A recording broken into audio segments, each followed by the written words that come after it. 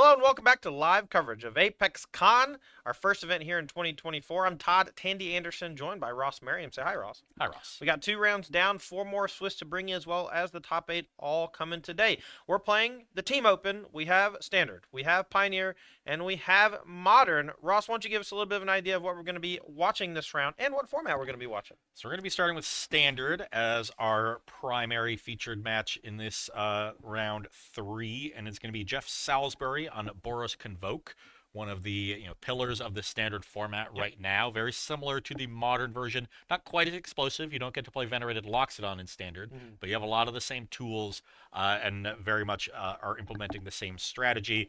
Going to be playing against Gabe Balonic, a notable player on our tour, playing a very interesting deck. This is a 4-color Legends Slowgurk deck, so trying to generate a lot of value, but doing it with creatures, with Inti, with Rona, with Slowgurk, has a Relic of Legends to generate additional mana, and then a little bit of interaction with Cut Down and Go for the Throat.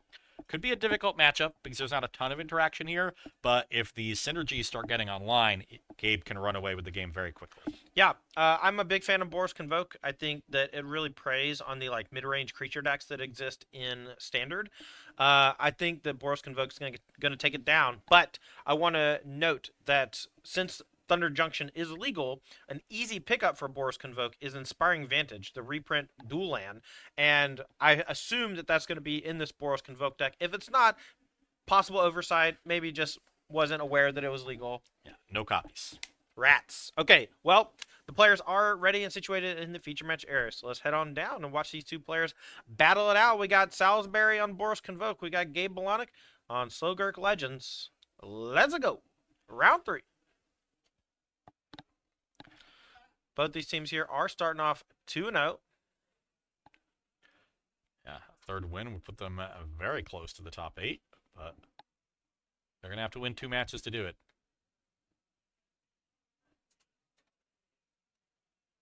All right, looks like we're just now finishing up mulligans. Be underway here shortly. Salisbury is going to be on your right. Look for a lot of 1-drops into a potential early Knight Errant of Eos. A slower draw.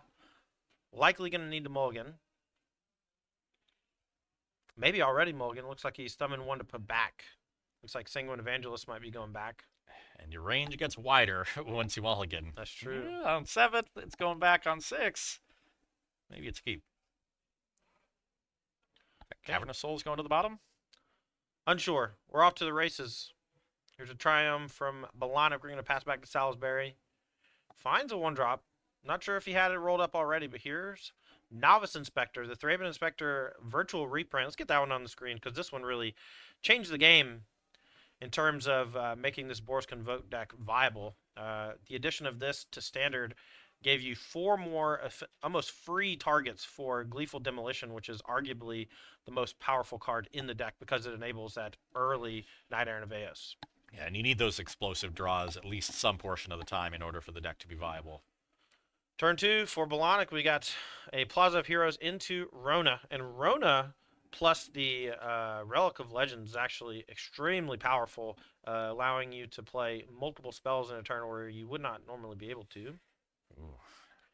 Sundown Pass, which that one was an Inspiring Vantage. Holy yeah, has the Gleeful Demolition, does Salisbury, but unable to cast it with an ETB tapped land. There's a Rona. We're going to go Luton.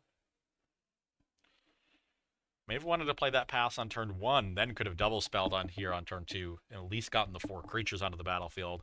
No opportunity to convoke out a 5-drop. I like playing the Novice on 1 because if you get lucky and draw a red source, you just get to play your Knight Errant on 2. Yeah, can't get lucky if you don't try. All right, draw for turn. Finds, looks like a Voldaren Epicure. Has a 3rd land with an Aganjo. Can do all sorts of fun stuff. Yeah, now the fun begins. You know, one of the biggest complaints about Boros Convoke before this weekend, before Thunder Junction was legal, was that the mana base was kind of weak. Whenever you're playing a 2-color aggressive deck and you have creatures that cost both of the colors, oftentimes you need enough dual lands to support that, and most people argued that that was not the case. And with Inspiring Vantage, it's supposed to alleviate a lot of those problems, but I thought this was just removal spells left up for Blahnik, but has 4 copies of Otawara in the mana base, and that is going to blow out the Gleeful Demolition. Could have drawn a card off the clue in response. Didn't. Perhaps a mistake there. I don't know if he has anything to actually do with the mana. And yeah, Blahnik with the Otawara at just the right time, and Salisbury with a little bit of a misstep. And here we're going to go back Blahnik's way, and he's free and clear. Just maximally punished for that Sundown Pass. If that was Inspiring Vantage, this is a very different game. Yeah. Okay, gonna go looting with Rona again. See a handful of black and white cards. I have no idea what any of them are. Probably shouldn't admit that, right? One of them's probably Slowgurk. I see a Boseiju. I see a Cut Down. I see a Go for the Throat. Yeah, looks like just a very interactive hand for Blahnik, but going to be able to tear through the deck with the Rona and find more proactive spells to cast. Blahnik here. Pan 2. This looks like Dinnik. I believe this is a Dinnik, and we're going to be untapping the Rona.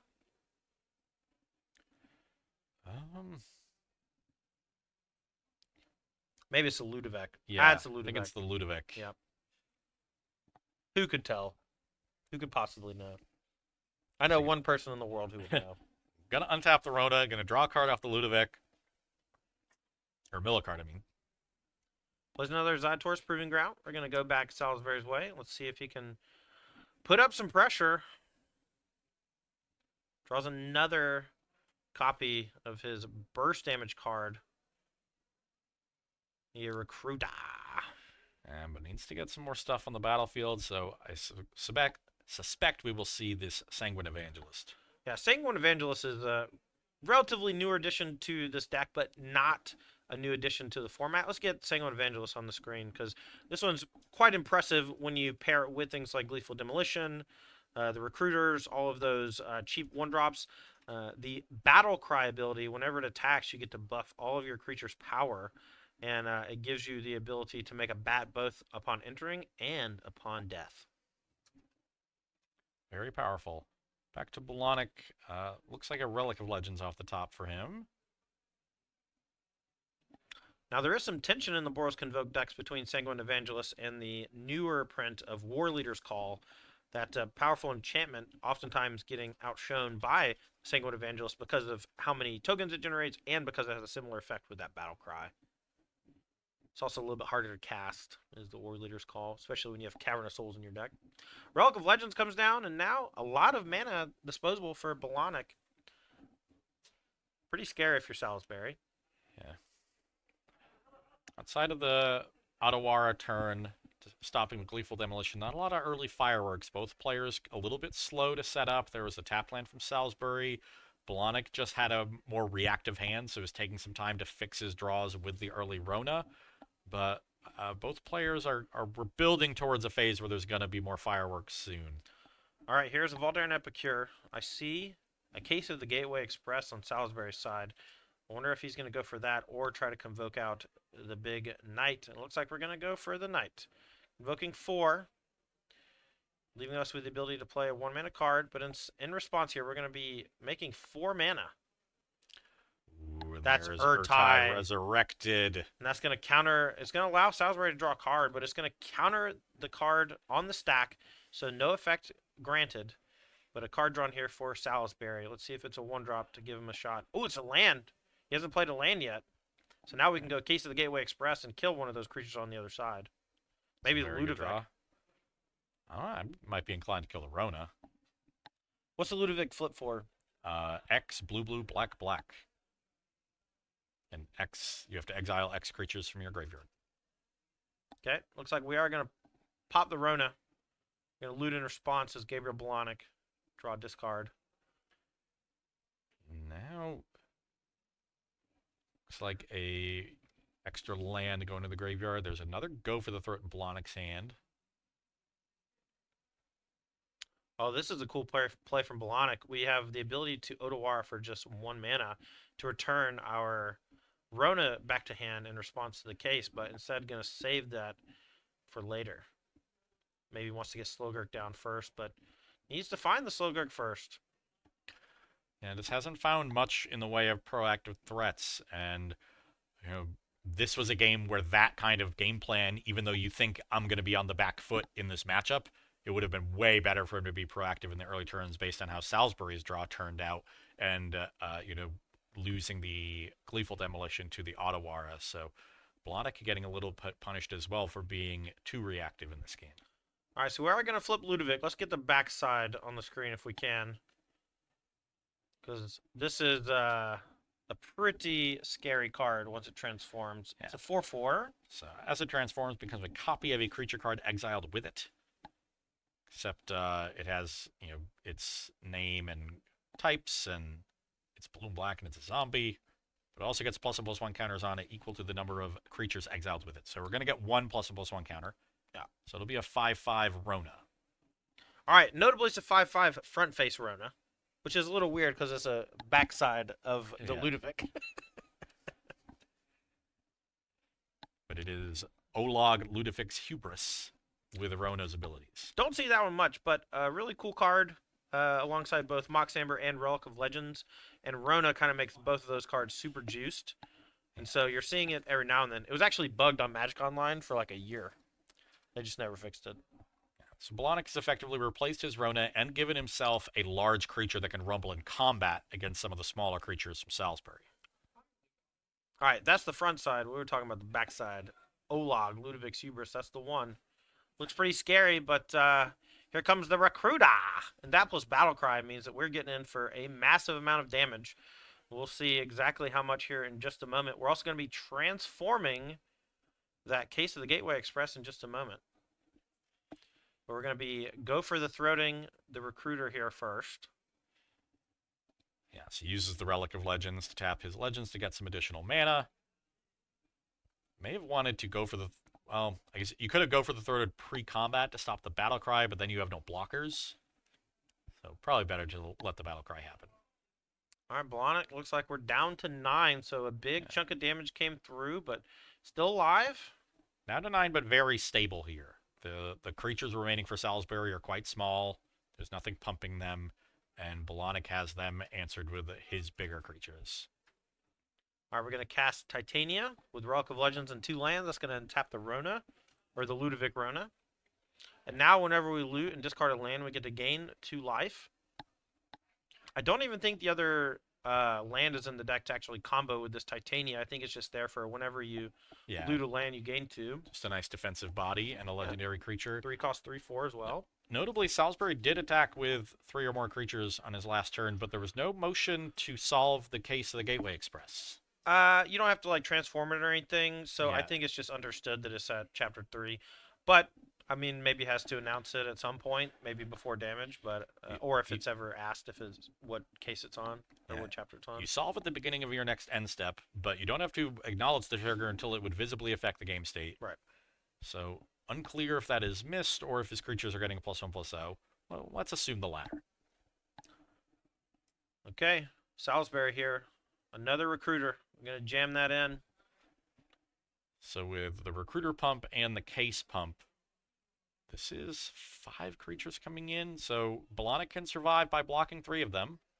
Yeah, we can block 3, we can loot and discard a land and gain some from the Titania, and then I believe we still have an Otawara hiding in hand that we can maybe use to bounce one of the bats, so that can prevent some damage as well. So I believe Blahnik will be able to survive this attack. Yeah, but does need to answer the bats because he, unless Titania has Secret Reach. Oh, it does have Secret Reach. It has... Yes. All green creatures have Reach, Ross, don't you know? 75 words on that card, but one of them's Reach. It's the very first word.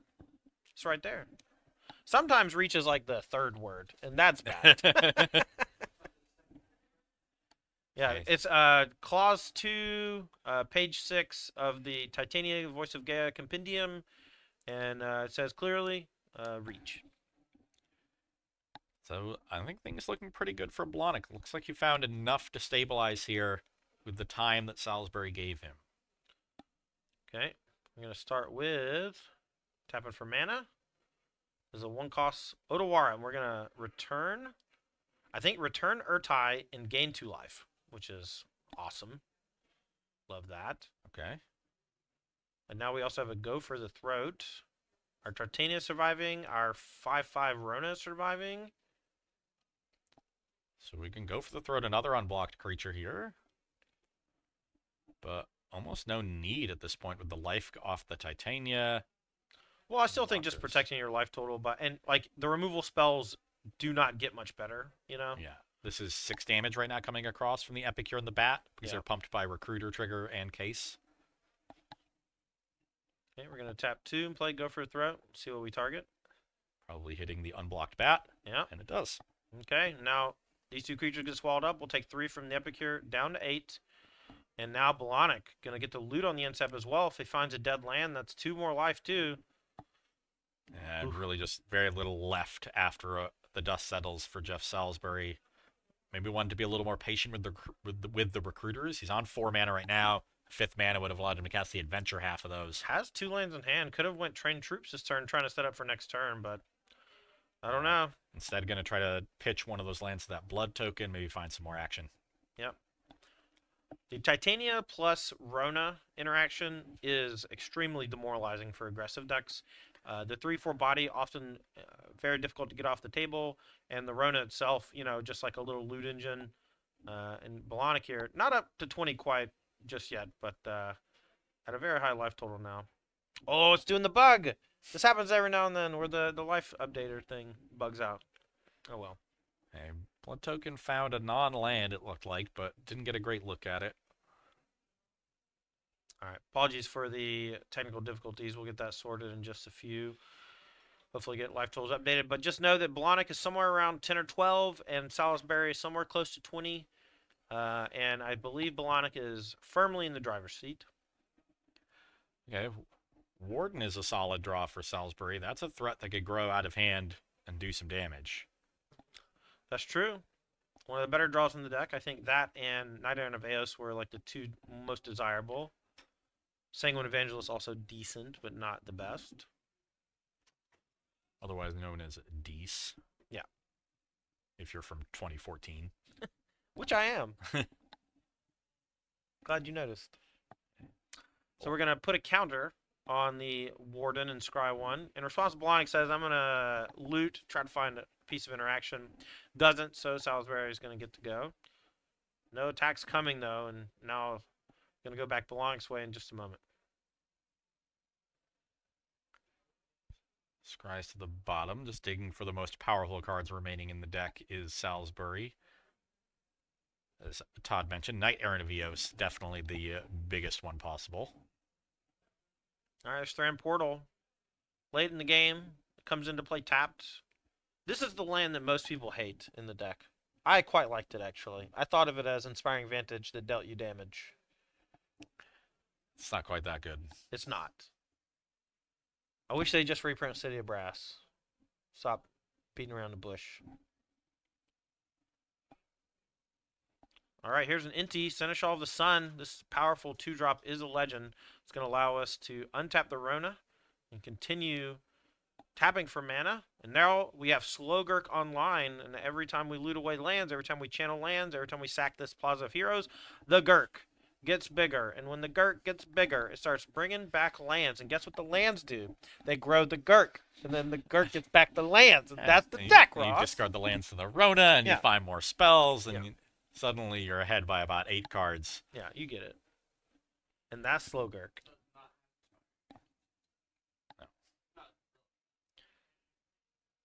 That's what we call an engine. Yes. Earlier I was talking about turbines when you're spinning your wheels. That's a turbine. I don't even know if I'm using that right, but You're fine. Warden pumps again, but at this point, Warden's going to be too slow. The Rona is, and Slogurk combo, going to be a little too much. also have Urtai in hand that we can just cast for 0 mana because of the 4 legends that are in play. Yeah, why not? Balonic is in I can do whatever I want phase. That's true. Thinking about, I guess, playing the Urtai here on instep to kill the Warden, but giving a card to Salisbury, putting the shields down, a little scary.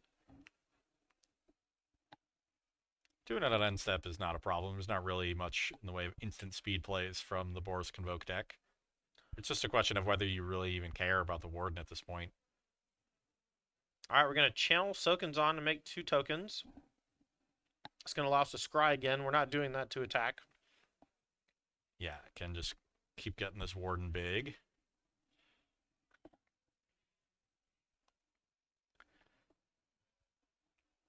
Third counter means now it does have flying and vigilance, so Yeah, I'll but play a little- perfect time to send it packing with Urtai now that the shields are down. Yeah. Everyone's tapped out. At this point, I think it's a juicy enough target for the Urtai. It's fine too because we can even tap. So we tap all 4 of our creatures, and then we get to untap the Rona, and then loot still at the end step to try to get the Gurk going. Gonna loot in response instead. That's still fine. We still have 4 to Urtai. Gain 2. Up to 14. And we get a counter on the Gurk. And the Inti should trigger. Wow. This is powerful stuff. I believe that's a Takanuma found, so we can play that as a land next turn, but we can't channel it off of the Inti.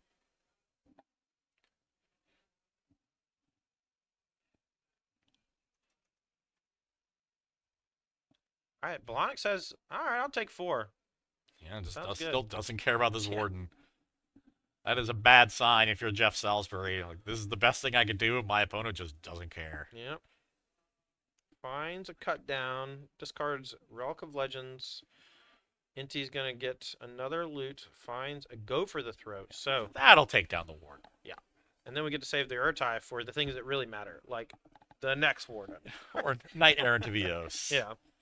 It's mostly just, at what point do you want to burn the Urtai? The Urtai is so valuable because it can stop anything. The patience Balonic is showing is really nice. It is admirable. Some might say legendary. Yeah, I didn't watch that show. Sorry. All right, here is the Go for a Throat on the Warden. Ross is fuming. And once again, Salisbury just with not much offense to speak of. Just have I mean, we have 6 creatures, right? 6 creatures can it's come in. 5 creatures Oh, and a sorry. clue. My fault. But yeah, 5 creatures attack in. Balonic's got 3 blockers. The Inti doesn't really want to block because it's trading with anything. The Ocean Frontliner of the draw, not the best here. We can pop a clue and draw a card and see what we find. Best draw possible is going to be Knight Errant of Eos, but that will meet an Urtai. It's just a question of how patient Balonic wants to be before he starts attacking. And he has this card advantage engine going, so he can afford to be quite patient.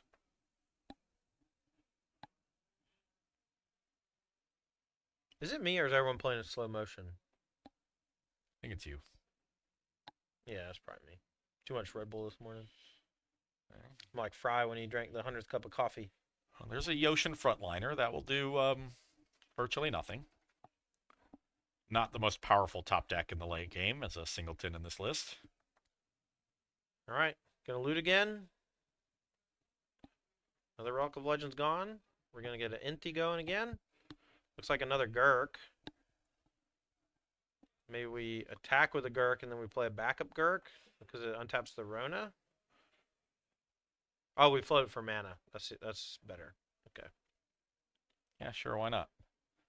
We downgrade our Gurk by a +1/+1 counter, but get an additional Rona activation, which could easily replace the +1/+1 counter immediately. And at the Right. very Also, least, Gurk just says when it dies. oh yeah, so now we get a bunch of lands in hand. So we draw a bunch of cards. Now Or we can when start. it leaves play. yeah. Excuse me. Now we can start discarding those lands. Okay. So the second Gurk is actually cracked. Yeah, Game's over. Pack it in. If I'm Salisbury, we are scrapping to save time. yeah, you're not winning this game, Jeff. I'm gonna channel 3 Otawaras, bounce 3 tokens, and gain 6 life. Put 3 counters on my Slow Gurk, and then I'm gonna return it to my hand, which returns 3 copies of Otawara He, from he my also graveyard to my hand. he also gets to trigger Inti 3 times. Hmm. Don't forget that. Yeah. We've gone over this. Balonic gets to do everything, anything he wants, and everything. Let's do it. Nike style. This is like the Cincinnati Reds game we watched last night, where they were ahead, what, 7-1 or more the entire game, and Something like that. stop, he's already dead. There you go. Now you're cooking with gas. That's the second Simpsons reference I made. I don't know if you remember the first one. Of course I do. All right, here comes the Gurk, tapping for mana. Cycle Proving Grounds, gain 2 life, put a counter on the Gurk, draw a card, kiss your mama.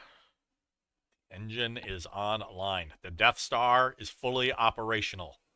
Oh my god. Alderaan. Leave Alderaan. Alderaan! No! Oh, and Inti going the whole time. I wonder if Salisbury's like, I wonder if they're going to deck. They're never going to deck. Yeah. Here's a hint. If you ever have that thought in your head, they're never going to deck. It's never going to happen. Just take that thought out of your brain and move on to the next game. All right, we're in garbage time. Any thoughts on swapping matches? Let's do it. All right. Swap over to the middle match. Let's see what's going on there. This game's over. Salisbury down a game. Calling it now.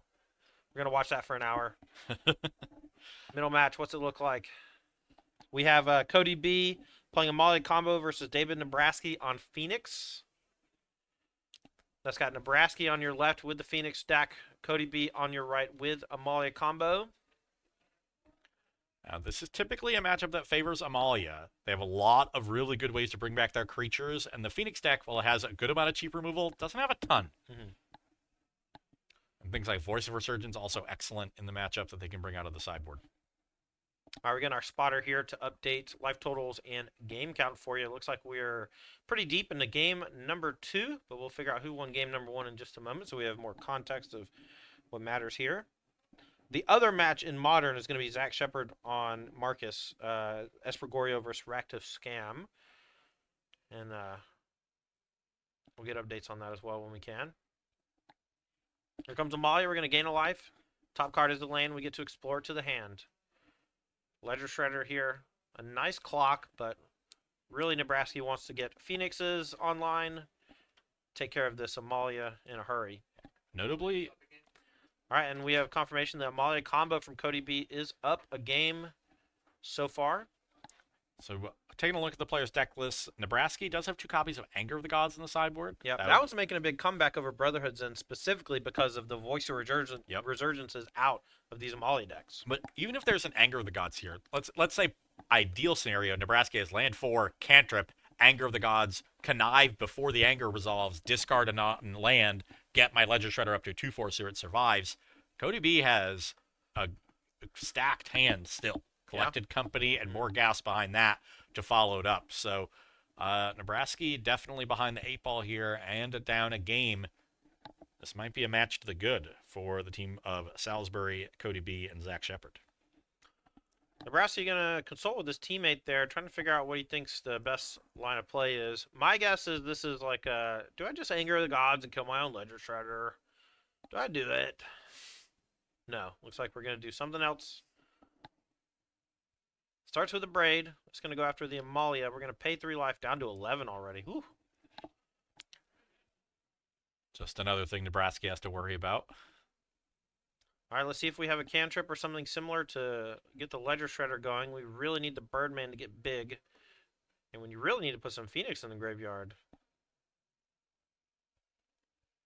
Oh, cruise it up. Okay. Woo. Be still, my heart. That's a good start. Pioneer, the only format where you can still play 4 Treasure Cruise. Powerful Magic card. It's not bad. Discards Temporal Trespass. Okay. Says the graveyard's empty.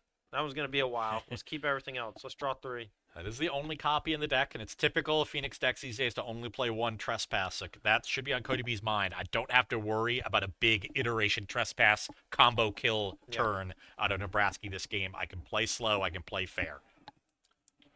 See if Nebraska has a land drop for turn.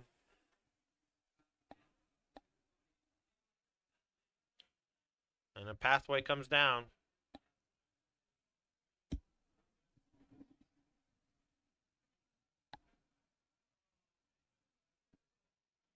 And an opt. Just going to go ahead and main phase this, save time. And put that one on the bottom and draw. Let's see if we attack for 2 here or play defense. We do have to do this on our own turn thanks to that Voice of Resurgence. So it may look like, oh, why is he playing this opt now? Well, it's because if he waits any longer, that Voice of Resurgence is going to populate a token. Yeah, and those tokens get out of hand very quickly. So you really want to avoid triggering the Voice of Resurgence if you can. All right, back Cody B's way. Gonna go and play Boseiju for turn. Not a whole lot of targets for that other than haul the Storm Giants out of the land pile and probably needs the mana. We're gonna go for Collected Company on the main phase. Let's take a peek at the top 6. David says I need to look at that one. Yeah, so Collector Company here plus Cord could end up ending this game, but doesn't find any combo pieces. Okay, well, there's a Lunarch Veteran. Looks like we have Selfless Savior or another Voice of Resurgence. I kind of like the Selfless Savior to cover your bases from Anger of the Gods, and that looks like Cody B agrees. Yeah, makes sense, especially after your opponent Cruise plus opted. They've seen a ton of extra cards. They could very easily have an Anger in hand that they didn't have last turn. All right, gonna gain 2-3. I think the Lunarch Veteran sees the Selfless Savior, but Yeah. unsure. It does. Up to 20. Brasky probably glad he held back. It's going to be difficult to deal damage against all these little soul sisters, as we like to call them. Yeah, Ledger Shredder plays defense in this matchup. Arclight Phoenix plays offense. All right, now Cody, if he plays a second spell, will trigger the Ledger Shredder from Nebraska, giving him a free loot and a potential grow. So let's see if he wants to do that. We are convoking for X equals 2. Gonna take a damage down to 17, but going to go up to 19 from the 2 life linkers in play. My guess we're going to go get Amalia just to threaten again, and with Selfless Savior in play, quite strong. Could also be finding a Singleton Deep Cavern Bat to try to disrupt a Nebraska. Sorry. It's okay, I understand. It just comes out of you, you know? Could also find the Singleton Dina with these 2 life gainers, but does indeed go for the namesake card. Ooh, Dina would have been a heater. But Amalia, you know, requiring the 3 life to kill it, potentially growing here out of range of that Anger of the Gods from the double Explorer. We have a Coco on top. I'm leaving that on top, and I'm putting 2 counters on this Amalia. I'm in. Yeah. And this is why it's so hard to play against this deck, because no matter what you do, they just always have something coming for you next turn, man. Yep. And Nebraska just hasn't gotten much going. You know, has drawn some cards. This is the big turn. You've spent a lot of turns spinning your wheels, as the Phoenix deck does. You've interacted a little bit, but Cody has amassed a substantial battlefield, and now you really need to interact.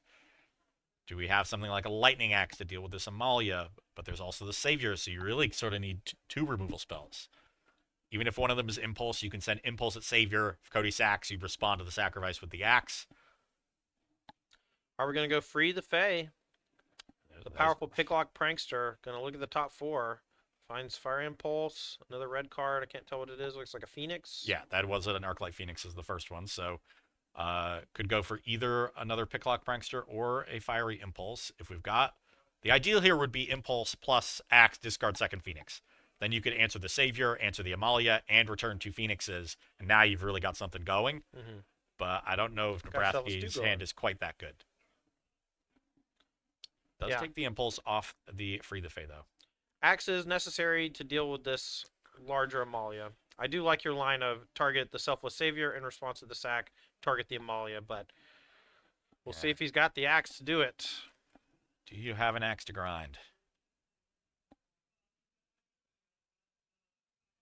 Doesn't seem like it. Nebraska is still in the tank here, which suggests he doesn't have a great line. He's talking to his teammate. They're trying to come up with the best possible choice here. It's a very complex scenario, but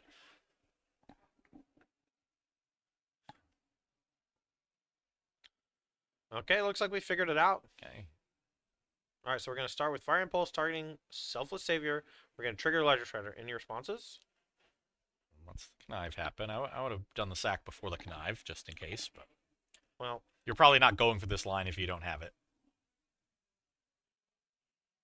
Okay, now we're going to target the Amalia with Savior. And in response to the target with Savior, oh, that Savior just got... Okay, I was going to say, that was a scary one. Okay, it does have the Axe.